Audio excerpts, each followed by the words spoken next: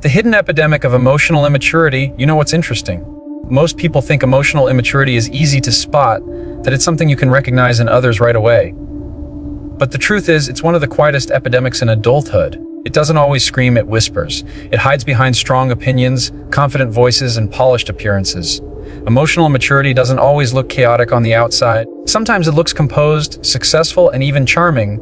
But underneath that surface, it's a storm waiting for the right moment to break. We live in a world where people invest so much energy in growing careers, building relationships, earning respect, but very few invest in growing emotionally. We celebrate birthdays every year, but we don't stop to ask ourselves, am I actually growing or just getting older? Emotional immaturity is the difference between those two questions. It's not about your age, it's about how you handle yourself when life gets uncomfortable, when someone disagrees with you, or when you're told something you don't want to hear. And here's what makes it so dangerous. Emotional immaturity can feel normal, it's familiar. Maybe you grew up around people who avoided hard conversations, people who shouted when they were hurt or shut down when they felt small. You watched adults who looked strong but reacted like children when things didn't go their way. And so, you learned to do the same. You learned that silence keeps the peace, that anger means power, that blame means survival. Without realizing it, those patterns became your emotional language. Emotional immaturity doesn't always show up in dramatic breakdowns. Sometimes it shows up in the way we ignore others when we're upset, the way we hold grudges, or the way we make jokes instead of having real conversations. It's in the quiet resentment, the eye rolls, the cold shoulders.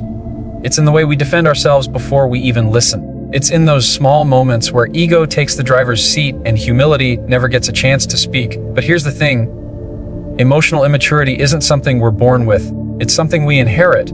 It's passed down in unspoken habits, in the emotional reactions we witnessed, in the coping mechanisms we picked up without question. It's the parent who never apologized, the teacher who shut down your opinion, the friend who told you to toughen up when you cried. All those experiences teach us one lesson. Don't feel too much, don't show too much, and definitely don't admit when you're wrong. That's how immaturity becomes a culture we live in, not a stage we grow out of. The reason emotional immaturity is such an epidemic is because it disguises itself as strength. It tells you that being emotionally guarded makes you powerful, that reacting quickly makes you confident, that staying in control means you're winning. But the truth is, emotional maturity isn't control, it's fear wearing armor. It's fear of rejection, fear of vulnerability, fear of not being enough. When you peel back the layers of defensiveness, anger, or indifference, what you'll usually find is insecurity that's never been healed. Think about how we often respond in conflict. Someone criticizes us, and our instinct is to defend, to attack back, or to withdraw completely. That's not maturity, that's emotional survival mode. Maturity takes courage because it asks you to do the opposite, to pause, to listen, to feel before you respond. But we're not taught that. We're taught to win arguments, not to understand people. We're taught to stand our ground, not to find common ground. And so, we keep repeating the same emotional cycles, expecting different outcomes. Emotional maturity also thrives in relationships, romantic, professional, even family ones. You can see it when people use manipulation to get attention, when they ghost instead of communicating, when they play the victim instead of taking responsibility. Immaturity doesn't just break relationships, it slowly erodes trust. Because the foundation of emotional connection is safety, and you can't feel safe around someone who doesn't have control over their own emotions. And yet, here's the most ironic part.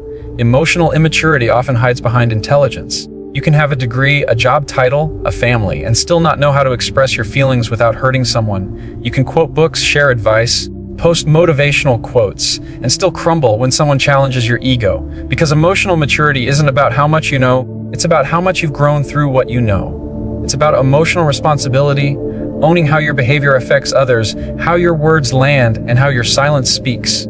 Every time you avoid an uncomfortable truth, every time you explode instead of explaining, every time you expect others to read your mind instead of communicating, that's emotional immaturity showing up.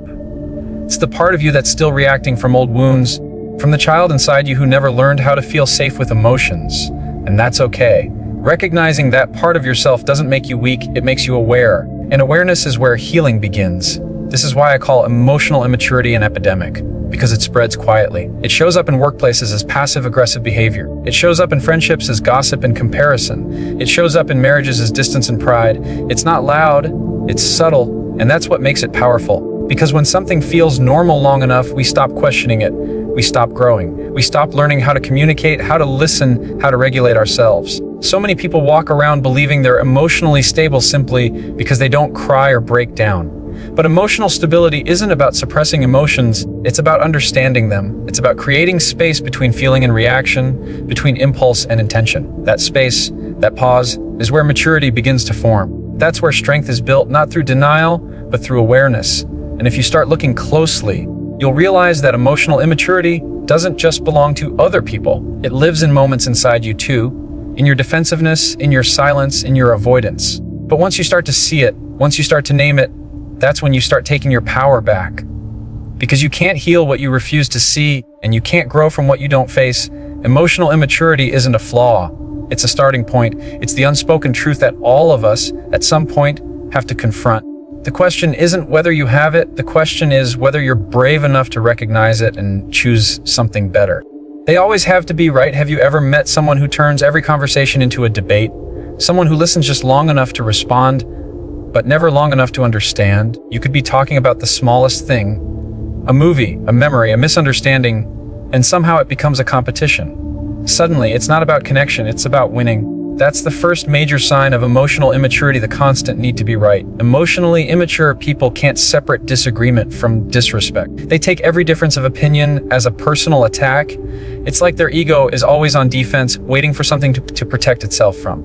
They don't want a conversation, they want control. And what's dangerous is that it often doesn't look toxic at first. It looks confident, it looks passionate. It looks like someone who just knows what they're talking about. But underneath that confidence, there's fear. Fear of being wrong, fear of being misunderstood, fear of losing control of how they're seen. When you always have to be right, you stop listening, you stop learning. Because in your world, every disagreement is a battle to be won, not a bridge to be built. Think about how many relationships collapse under the weight of that mindset. Two people who love each other, but neither willing to take a step back and say, maybe I don't see this clearly. Pride becomes the loudest voice in the room, and understanding becomes silent. The truth is, the need to always be right comes from insecurity. Somewhere deep down, that person learned that being wrong meant being weak. Maybe they grew up in an environment where mistakes were punished, where vulnerability was mocked, where being imperfect wasn't safe. So now, as adults, they defend their ego like it's their survival. Every disagreement becomes a threat to their self-image. They can't separate being corrected from being attacked. They hear feedback as judgment and questions as criticism. This kind of mindset poisons communication. Imagine trying to talk to someone who's not listening to understand you, but listening to build their next defense. You can feel it. The walls go up, the tone changes, the energy shifts. Suddenly, you're not two people having a conversation, you're two egos trying to survive. One defending, the other trying to prove. Nobody wins in that kind of exchange because the goal stops being resolution and turns into validation. When emotionally immature people argue, they argue like they're fighting for oxygen. They interrupt, they overtalk. They raise their voice, they twist your words to fit their narrative. They can't tolerate the idea that they might be wrong, so they'll do whatever it takes to protect their version of the truth. And if they can't win logically, they'll shift emotionally. They'll guilt you, they'll play the victim, or they'll bring up something completely unrelated just to regain control. But here's something most people don't realize. When someone always has to be right, it's not about you. It's about their inner chaos. It's about a fragile sense of self that depends on being validated. Because for them, being wrong isn't just an intellectual mistake. It feels like emotional rejection. It's as if saying, I was wrong, translates to, I'm not good enough. That's why their reactions feel so extreme. They're not fighting the topic, they're fighting the feeling of being small. In emotionally mature communication, there's room for two truths. There's space for, I see it differently, without hostility. But in emotional immaturity, there's only one truth, their truth. They crave certainty because uncertainty feels unsafe. They'll use intelligence as a shield, sarcasm as a weapon, and logic as armor. And yet, the irony is, the more they fight to be right, the less right they become, because they stop growing. Think about how powerful it is when someone can say, you're right, I didn't see it that way.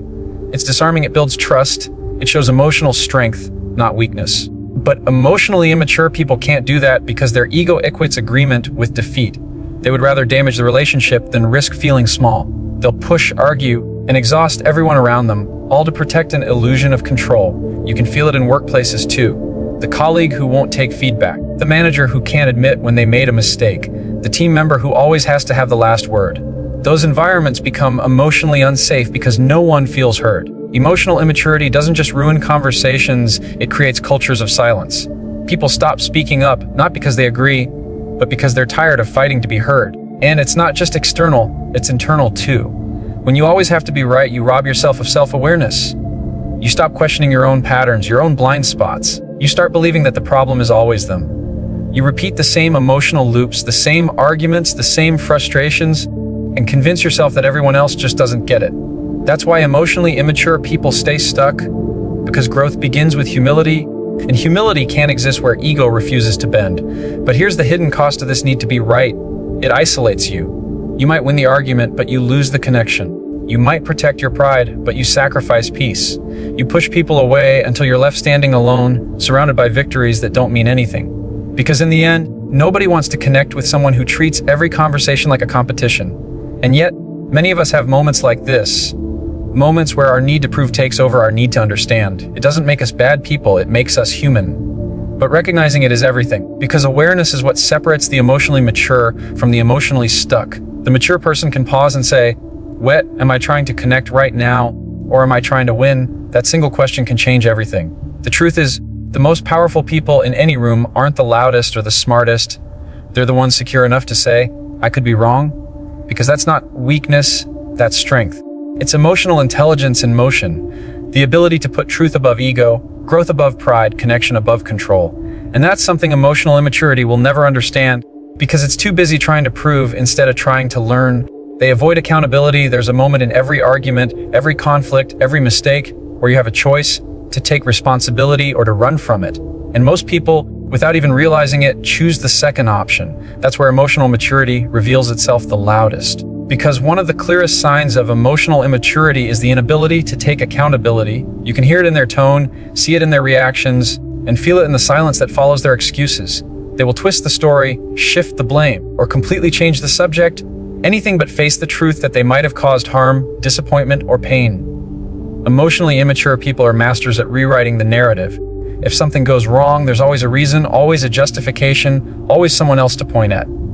They can turn every situation around to make themselves the victim. You could confront them with facts, with evidence, with clear truth, and somehow by the end of the conversation, you'll find yourself apologizing to them. It's not because they're convincing, it's because they're skilled at protecting their ego. Accountability feels like an attack to them, so they defend it like their life depends on it. They'll say things like, "I didn't mean it that way," or "You're too sensitive," or "You're misunderstanding me." It's never about what they did. It's always about how you reacted. This emotional redirection keeps them from ever having to sit in discomfort, because for an emotionally immature person, discomfort equals danger. Admitting fault feels like losing control, and control is the one thing they can't afford to lose. But accountability isn't punishment. Accountability is growth. It's maturity. It's the willingness to look in the mirror and say, "I did that, and I can do better." Yet emotionally immature people avoid mirrors. They avoid self-reflection because reflection forces them to face the parts of themselves they've been hiding, the parts that are insecure, defensive, or ashamed. The truth is, most people don't avoid accountability because they're bad, they avoid it because they're afraid of what accountability might say about them. Think about how powerful that fear can be. The moment you take responsibility for something, you lose the safety of denial. Denial says, "I'm fine." Accountability says, "I have work to do." And that's the difference between emotional comfort and emotional growth. Emotionally immature people cling to comfort because growth threatens their identity. They've built their self-worth on being right, being good, being blameless. So when someone calls them out, they don't hear feedback, they hear rejection. That's why emotionally immature people often play the victim. It's their way of regaining power. If they're the victim, they can't be the problem. They can shift sympathy in their direction, diverting attention from their behavior. It's subtle but effective. They'll cry, withdraw, or guilt you until you question whether you were wrong to confront them in the first place.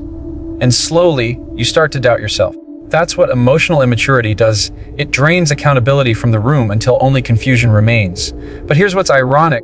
The strongest people you'll ever meet are the ones who own their mistakes. They can say, "Yes, that was on me," without collapsing under shame. Because accountability isn't about guilt, it's about integrity. It means you value truth more than your ego. You can apologize without defending yourself. You can listen to criticism without shutting down. That's emotional maturity in action. Now look at how accountability shows up in everyday life. At work, it's the employee who always blames others for missed deadlines. In relationships, it's the partner who says, "You're overreacting," instead of asking, "Did I hurt you?" In friendships, It's the person who disappears when things get hard but comes back pretending nothing happened. These small patterns create emotional distance because accountability is the foundation of trust. Without it, relationships can't survive. They only perform. Emotionally immature people live in a world of emotional performance. They want to look right, sound right, and appear in control. They say the right words after a fight, not because they mean them, but because they want peace without the process. They'll say, "Let's just move on," or "It's over now," without ever really owning what caused the issue. But real peace can't exist without accountability. That's why emotionally immature relationships often feel unresolved. There's no closure because there's no ownership. And when accountability is missing, growth stops. Because you can't fix what you refuse to face. Every time someone avoids responsibility, they rob themselves of an opportunity to evolve. They repeat the same mistakes, attract the same conflicts, and end up living in emotional déjà vu, the same arguments, the same frustrations, the same pain. They think they're protecting themselves, but what they're really protecting is their stagnation. It's also important to understand that avoidance doesn't always look like denial. Sometimes it looks like humor, making a joke when things get serious. Sometimes it looks like distraction, changing the topic when emotions get heavy. Sometimes it looks like defensiveness, turning every piece of feedback into a personal attack. These are all strategies emotionally immature people use to escape accountability without even realizing it.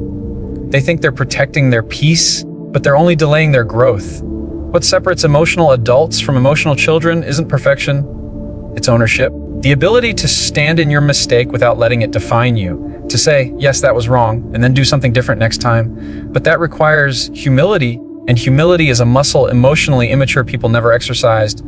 They confuse it with weakness, when in truth it's one of the greatest forms of strength. And maybe this hits close to home. Maybe you've been on both sides, the one avoiding responsibility and the one exhausted from someone else's avoidance. Either way, accountability is the turning point. It's where growth begins. Because until someone can say, "That was me," they'll keep blaming the world for the lessons they refuse to learn. Emotional immaturity loves the phrase, "It's not my fault, it's simple, safe, and convenient." But the moment you stop saying that, the moment you start asking, "What part did I play?" that's when your emotional intelligence begins to rise. Because maturity isn't about being right, it's about being real. And being real means facing yourself even when it's uncomfortable, even when it hurts. They struggle to regulate their emotions. Have you ever been in a situation where one small comment, one tiny disagreement, turns into a full-blown emotional explosion? Someone says something slightly uncomfortable, and suddenly the other person shuts down, lashes out, or walks away in anger. That's what it looks like when someone hasn't learned to regulate their emotions. It's not always dramatic. Sometimes it's silent, sometimes it's cold, sometimes it's unpredictable. But it's one of the clearest signs of emotional immaturity, the inability to manage what's happening inside without letting it destroy what's around them. Emotionally immature people live in a constant state of emotional reaction. Every feeling, anger, sadness, insecurity, fear, is treated like an emergency. They don't pause to process. They explode, they withdraw, they sulk, or they manipulate. Their emotions drive the car, and reason is tied up in the trunk. They don't understand that between the feeling and the reaction, there's a space where choice lives, where maturity begins. That space is where emotionally mature people breathe, reflect, and respond. But the emotionally immature person doesn't have that space. They go from 0 to 100 instantly because feelings for them are not signals, they're storms. Think about what happens in those moments. Maybe someone gets criticized and instead of listening, they shut down completely. Or maybe they feel rejected and suddenly they lash out, saying things they don't mean. They go from calm to chaos in seconds because they never learned emotional control. And control doesn't mean suppression. It doesn't mean ignoring your feelings or pretending they don't exist. Control means you feel everything, but you don't let those feelings control what you say or do next. You can see this emotional immaturity everywhere, in relationships, at work, and families. It's the partner who gives the silent treatment after an argument. It's the coworker who takes feedback as an insult. It's the parent who uses anger to demand respect. It's the friend who disappears for weeks when they're upset instead of communicating. Emotionally immature people don't know how to sit with their emotions long enough to understand them. They either drown in them or run from them. And often, it's not because they don't care, it's because they never learned how. Maybe they grew up in homes where emotions were never talked about, where anger meant danger, where sadness meant weakness. So they learn to suppress until it bursts or to react before they can feel. They were never taught emotional vocabulary, only emotional survival. That's why so many adults still behave like hurt children when things go wrong. Because their emotional responses never matured, they just got older. The emotionally immature person might tell you they're just being honest or that they're just emotional, But what they're really doing is projecting unprocessed feelings. Honesty without regulation becomes cruelty. Emotion without control becomes chaos. They'll justify it as passion, but it's really instability. Because maturity isn't about expressing everything you feel the second you feel it. It's about knowing when, how, and why to express it. Here's the hard truth. Emotional regulation takes discipline. It takes self-awareness. It takes humility to say, I need a minute before I respond. Emotionally immature people struggle with that pause. They think taking a step back means losing the argument or being weak. They don't realize that the pause isn't weakness, it's wisdom. That pause is where you prevent damage, where you choose clarity over impulse. And when emotional immaturity runs unchecked, it becomes a pattern. Every argument becomes personal. Every disagreement feels like rejection. Every boundary feels like betrayal. They live in constant emotional reactivity. Everything hits too hard, too fast, too deep. Their nervous system is always in fight or flight, even when the situation doesn't call for it. You can't reason with someone who's reacting from survival mode because in that state, logic doesn't exist, only defense does. In relationships, this emotional volatility is exhausting. You never know which version of the person you're going to get. One day they're warm and loving, the next they're distant and cold. You start walking on eggshells, avoiding anything that might trigger an explosion, and over time, love gets replaced with anxiety. Communication becomes a minefield. Emotional maturity doesn't just make people unstable, it makes everyone around them unstable too. But what's even more damaging is how they justify it. Emotionally mature people will often say things like, "That's just how I am," or "I can't help it, I have a temper." They hide behind their emotions instead of managing them. They use them as an excuse, not a responsibility. But the truth is, emotional regulation is a skill, one that can be learned, practiced, and mastered. It starts the moment you realize your emotions are not instructions, they're information. They're telling you something about your internal world, not commanding you to destroy the external one. Most people think emotional strength means staying calm no matter what happens. But real emotional strength means you feel deeply and still choose your response carefully. You can be angry without being cruel. You can be hurt without being destructive. You can be triggered and still stay grounded. That's what maturity looks like. Not suppressing emotion, but managing the energy behind it. The emotionally immature person doesn't understand that feelings are temporary. When anger hits, it feels eternal. When sadness comes, it feels permanent. They don't yet know how to separate emotion from identity. They say, "I am angry," instead of "I feel angry." They merge who they are with what they feel. So every emotion becomes their entire reality. But when you grow emotionally, you start to understand that feelings pass. They come to visit, not to live inside you. It's in that understanding that emotional freedom begins. When you no longer react to everything that stirs you, you start to gain power over yourself. And that's what emotional regulation really is: power. Not power over others, but power over your reactions. It's the ability to stay grounded when everything inside you wants to explode. It's the decision to breathe instead of blame, to pause instead of punish, to feel without falling apart. But emotionally immature people haven't learned that language yet. Their emotions speak louder than their logic. Their reactions shout louder than their intentions. They don't realize that every time they let emotions take control, they hand away their power. Because whoever can control their emotions controls their life. The one who can't is controlled by everything around them. The mirror moment, there comes a point when you stop pointing fingers and start looking in the mirror. That moment, uncomfortable, quiet, and brutally honest, is where emotional growth actually begins. It's what I call the mirror moment. It's the space between blaming others and realizing that maybe, just maybe, we play a role in the chaos we keep attracting. Most people spend their whole lives running from that mirror because it doesn't just show your face, it shows your patterns, your habits, your reactions, and the emotional mess you pretend not to have. It's easy to call other people emotionally immature. It's easy to diagnose the world around us. We can see other people's flaws so clearly. The defensiveness, the avoidance, the outbursts. But the truth is, sometimes the hardest person to recognize emotional immaturity in is ourselves. We can be intelligent, educated, confident, even admired, and still emotionally stuck. And that's because emotional immaturity doesn't always scream at you. It hides in the tiny moments you justify, the small defensiveness you overlook, the anger you think is no big deal. The mirror moment asks you to stop and see yourself with honesty, not judgment. It's that instant when you realize, wait a second, I do that too. The way you cut people off in arguments because you want to be right. The way you shift blame because admitting fault feels too heavy. The way you react quickly when someone criticizes you, not because they're wrong, but because it hurts your pride. The mirror doesn't lie. It shows you who you are, not who you pretend to be. But most people avoid it because self-awareness feels like exposure. When you look in the mirror emotionally, you can't hide behind your excuses anymore. You can't use other people as your shield. You start seeing how your reactions have created distance in your relationships, how your defensiveness has killed conversations, how your silence has turned into walls, and that realization can sting.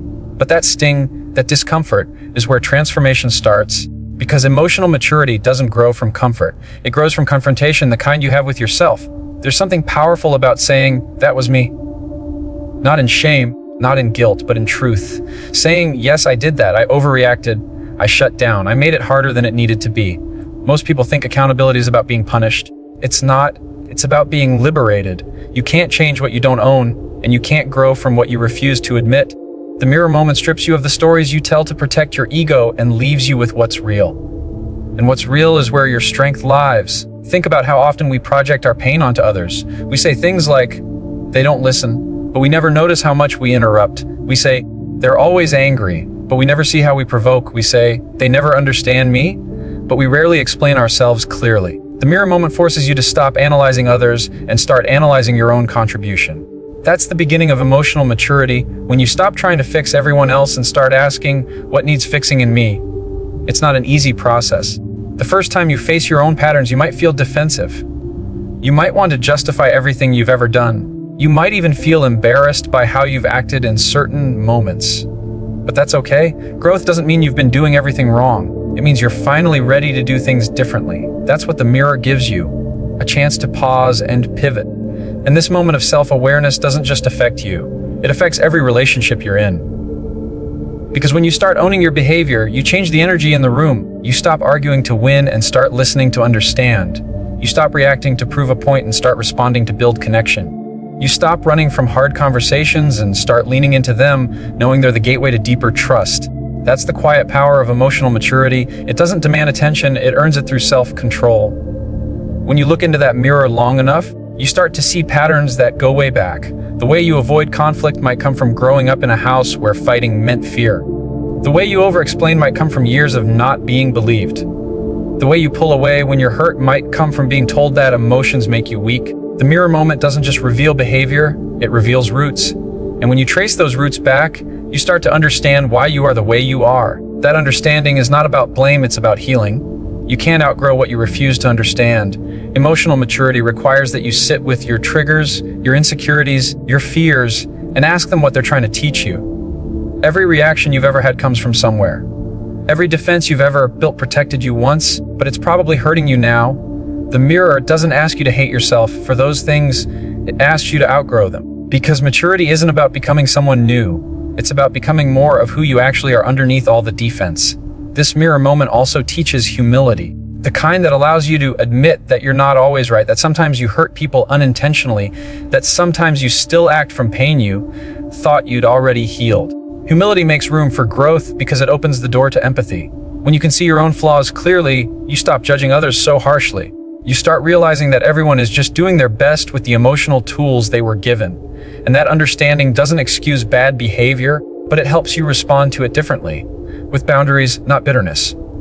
The truth is, every emotionally mature person you've ever met has had their mirror moment, that breaking point where they got tired of their own patterns, tired of being defensive, tired of blaming others, tired of reacting the same way and expecting a different result. The mirror moment is not the end of who you are, it's the beginning of who you're becoming. It's that deep realization that you don't have to keep living from your wounds. You can choose awareness over reaction, responsibility over blame, and truth over ego. And that choice, made quietly, consistently, courageously, is what separates emotional growth from emotional stagnation. Because once you've seen yourself clearly, once you've faced your own reflection, you can't unsee it. You can't go back to pretending that everyone else is the problem. You start living differently, speaking differently, choosing differently. You stop needing to be right, to win, to control. You just start needing to understand, and that shift changes everything. The power of response, there's one thing that separates emotionally mature people from everyone else. It's not how much they know, it's how they respond. Not how they feel, but how they handle those feelings. Because emotional immaturity is reaction, emotional maturity is response. Reaction is instinctive, it's fast, it's defensive, it's raw. But response is deliberate, it's calm, it's intentional, it's powerful. And this is where most people lose control. They think emotional maturity means not feeling things. No, it means you've learned to manage what you feel before it manages you. Think about the last time you got angry. Maybe someone disrespected you, ignored you, or said something that cut deep. You felt that fire build up inside you, that heat rising, your words ready to explode. That's reaction trying to take over. It wants to win. It wants to protect your pride. It wants to make the other person feel what you're feeling. But here's what emotional maturity knows: reaction can destroy more in one moment than patience can build in years. The power of response is not weakness, it's mastery. It's standing in the middle of your emotions and saying, I control what happens next. Because the truth is, people can push your buttons only if you hand them the remote. Most of us give that remote away too easily. We let others dictate how we feel, how we act, how we speak. Someone insults us, and suddenly they own our peace. Someone disappoints us, and suddenly they control our day. Emotional maturity takes that power back. It says, I can't control what you do, but I decide how I respond. And this isn't just about anger, it's about every emotion. When you're sad, when you're frustrated, when you're jealous, when you're afraid, response is what determines the direction of your life. You can't stop the waves of emotion from hitting you, but you can learn to surf them instead of drown in them. That's emotional strength. It's not in suppressing what you feel, it's in regulating it. Because emotions are signals, not orders.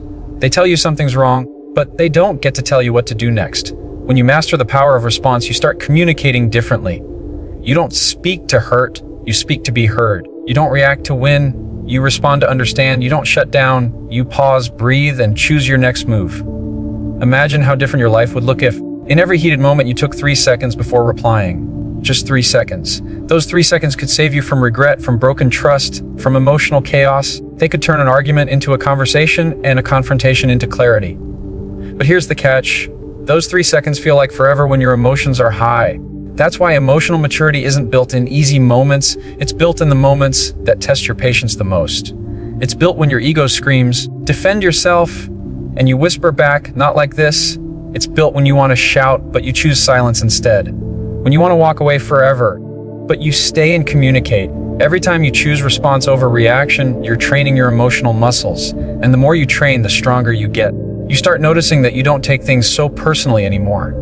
You stop assuming every disagreement is an attack. You start seeing that not every problem requires a fight. You realize that peace isn't something you find, it's something you protect. And that protection happens every time you decide not to match someone's chaos with your own. Emotional maturity is knowing that someone else's storm doesn't have to become your weather. People often misunderstand this power. They think being calm means being passive, being emotionless, being weak. But let me tell you, being calm when everything around you is falling apart is one of the strongest things a human can do. Anyone can explode. Anyone can walk away. Anyone can throw words like knives. But staying composed, that's rare. That's discipline. That's control. Because response is not about suppressing your truth, it's about expressing it in a way that doesn't destroy what you're trying to protect. And the truth is, every emotionally mature response you give teaches people how to treat you. It sets a standard. When you respond with clarity instead of chaos, people know where you stand. When you don't rise to every provocation, people stop trying to provoke you. When you don't chase validation, people start respecting your peace. Your calm becomes contagious. Your steadiness becomes influence. You start leading by example, not by reaction. But here's what's even more powerful. Responding doesn't just change how others see you, it changes how you see yourself. When you respond thoughtfully instead of reacting impulsively, you start to trust your own strength. You stop doubting your self-control. You realize you're not at the mercy of your emotions. You're the master of them. And that changes everything.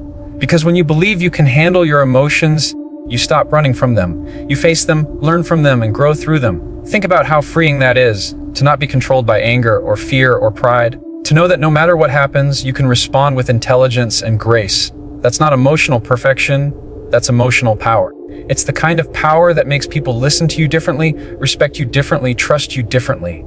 Because your stability creates safety, and people gravitate toward those who don't lose themselves when things get hard. Every emotionally immature person you've met reacts first and thinks later. Every emotionally mature person you've met thinks first and reacts rarely. That's the difference. Reaction comes from insecurity, response comes from awareness. Reaction breaks connection, response builds it, reaction feeds ego, response fuels understanding. Emotional maturity is not about never getting angry, it's about not letting anger decide who you become. And sometimes, the most powerful response is no response at all. Silence chosen intentionally is not weakness, it's wisdom. Because silence doesn't mean you don't care. It means you care about your peace more than proving a point. It means you've learned that not every argument deserves your energy, not every insult deserves your explanation, and not every situation deserves your presence. That's emotional maturity at its peak, not needing to react to everything that used to disturb your peace. And when you finally understand that, you begin to walk differently, you talk differently, you move differently. Because your emotions stop driving your life and your awareness starts guiding it. You stop living on impulse and start living on intention. That's when you realize that the real power isn't in controlling others, it's in controlling yourself. And once you master that, no chaos, no insult, no rejection can shake the foundation of your peace again. The bridge to true emotional growth, emotional maturity, isn't a trait you're born with. It's a choice you make every single day. It's the quiet decision to grow past the limits of reaction, ego, and defensiveness and move toward awareness, responsibility, and peace. Throughout this entire journey, we've uncovered the truth behind emotional immaturity. It's not just about losing your temper or acting out. It's about avoiding accountability, resisting discomfort, and refusing to see yourself honestly. But when you start facing those moments head on, everything begins to shift. You learn that emotions aren't your enemy, they're your teachers. They don't need to be controlled, they need to be understood. You begin to notice your patterns, your triggers, your wounds, and instead of judging yourself for them, you get curious. You stop saying, "Why am I like this?" and start asking, "What is this teaching me?" That single question transforms pain into wisdom, frustration into clarity, and conflict into growth. Because emotional maturity isn't about never falling. It's about learning to stand up differently every time you do. The mirror moments, the ones that force you to see your flaws and your patterns, become sacred. They're not meant to break you, they're meant to rebuild you. Every time you admit your own fault, every time you pause instead of react, every time you respond with grace instead of anger, you take another step across the bridge toward emotional maturity. And that bridge leads you to a version of yourself that's grounded, calm, aware, and free. Free from the need to prove your worth. Free from the cycle of blame. Free from the chaos that used to live inside you. That's the quiet victory of emotional maturity. It doesn't scream, it doesn't demand attention, it simply radiates peace. You start to realize that the people who hurt you don't define your response. The circumstances that challenge you don't decide your character.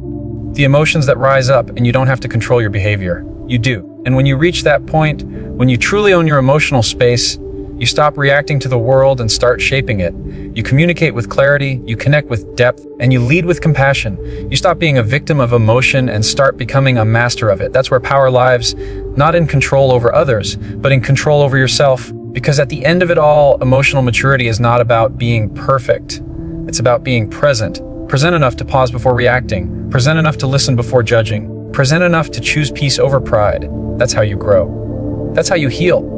That's how you finally become emotionally free. Maturity begins the moment you stop reacting and start reflecting.